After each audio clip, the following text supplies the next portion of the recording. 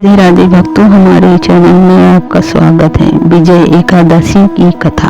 राज युधिष्ठिर बोले, हे जनार्दन, फागुन मास की कृष्ण पक्ष की एकादशी का नाम क्या है तथा इसकी विधि क्या है, सो सब कृपा करके कहिए। श्री भगवान बोले, हे राजन, फागुन मास की कृष्ण पक्ष की एकादशी का नाम विजय एकादशी है। मनुष्य को विजय प्राप्त होती है। यह सब व्रतों में उत्तम व्रत है। इस विजय एकादशी की महत्व के श्रवण या पाठन से समस्त पाप नाश को प्राप्त हो जाते हैं। इस समय देवर्षि नारद जी जगत पिता ब्रह्मा जी से कहा कि महाराज, आप मुझसे फागुन मास के कृष्ण पक्ष की विजय एकादशी का विधान कहिए।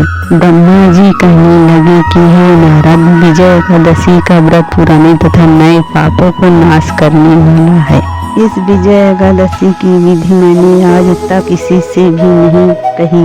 यह समस्त मनुष्य को विजय प्राप्त करने प्रदान करती है। त्रेता युग में मर्यादा पुरुष मर्यादा श्री रामचंद्र को जब 14 वर्ष का वनवास हो गया, तब वे श्री राम, लक्ष्मण तथा सीता जी सहित पंचवटी में निवास करने लगे। वहाँ पर दुष्ट रावण ने जब सीता जी का हरण किया, तब इस समाचार में श्री रामचंद्र जी तथा लक्ष्मण अत्यंत व्याकुल हुए और सीता जी की खोज में चल दिए। घूमते घूमते जब वे मरणसन्न जटायु के पास पहुँचे, तब जटायु उन्हें सीता जी की बात सुनकर स्वर्गलोक चला गया। कुछ आगे जाकर उनकी सुग्रीव से मित्रता हुई और बाली का वध किया। हनुमान जी लंका में जाकर सीता जी का पता लगाया और उसने श्री रामचंद्र जी और सुग्रीव की मित्रता का वर्णन किया। वहां से लौटकर हनुमान जी श्री रामचंद्र जी के पास आए और सब समाचार कहे। श्री रामचंद्र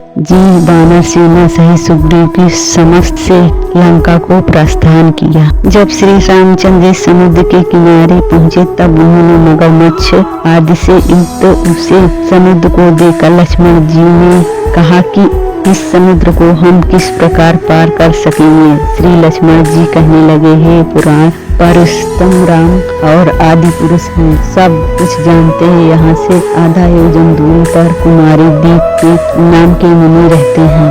उन्होंने अनेकों ब्रह्मा देखे हैं।